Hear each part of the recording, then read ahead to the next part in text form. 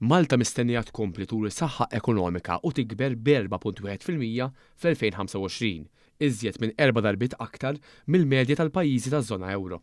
Dan ġie żvelat fl-aħħar żewġ rapporti CEO Confidence Tracker u Economic Outlook ippubblikati minn PwC Malta u flimkien joffru stampa ċara u aġġornata tas-sentiment tan-negozju lokali u l-prospetti ekonomiċi għall-pajjiż. Fil-fatt, skont dawn, l-ekonomija Maltija għalkemm se tara tkabbir aktar bil-mod meta mqabbel mal-irkupru qawwi wara l-pandemija, xorta waħda se tibqa' fost l-aktar reżiljenti fl-Unjoni Ewropea. Setturi tas-servizzi finanzjarji u t-teknoloġija tal-informazzjoni qed ikomplu jaraw tkabbir qawwi.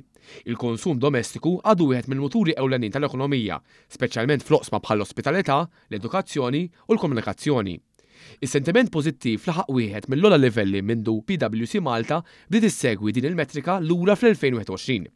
Dan l-isħarriġ jimxi pari passu ma' dak li l-esperti tal-Kummissjoni Ewropea bassru għal pajjiżna fejn sostnew li se jibqa' jkollna l-akbar tkabbir ekonomiku minn fost il-pajjiżi kollha tal-Unjoni Ewropea. Waqt li l-esperti ewlenin kienu ottimisti fuq il-prospetti għall-ekonomija ta' Malta fejn sostnew li growth outlooks remains upbeat, min-naħa l-oħra kellhom jirrivedu l-isfel id-bassir għal bqija tal-Istati membri.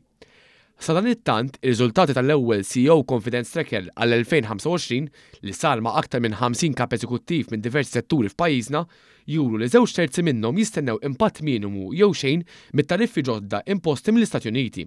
Dan fid-dawl li Malta għandha rabtiet kummerċjali limitati mal-Istati Uniti, tant li tali negozji jammontaw biss għal bejn 3 u 5% tal-attività kummerċjali ma' pajjiżi barranin.